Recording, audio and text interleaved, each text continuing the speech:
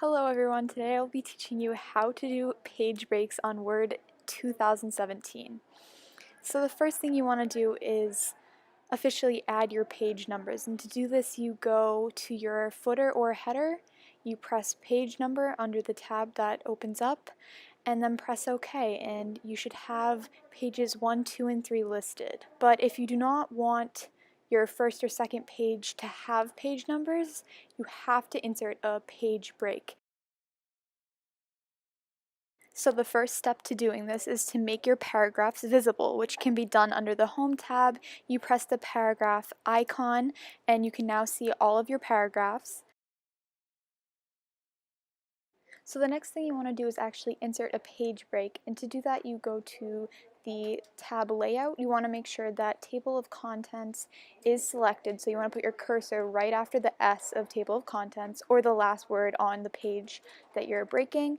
And then you want to go to layout, you go to page break, and then select next page break. So as you can see on my example, there is a blue line next to table of contents that symbolizes the page break. So now that there's officially one, you want to get rid of all of the paragraph icons, and to do that you go back to the home screen and you press the paragraph icon again.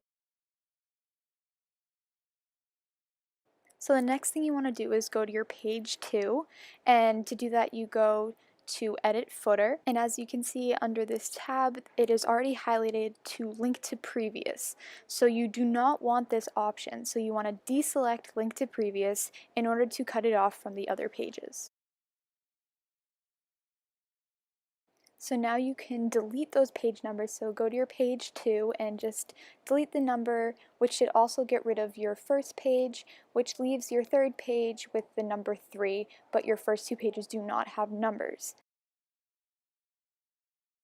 So as you can see on this screen recording, when I inserted a page break, it added another page. That is no worries, you can just simply put your cursor on the page and hit delete and it will get rid of it and move executive summary back up to where it was before.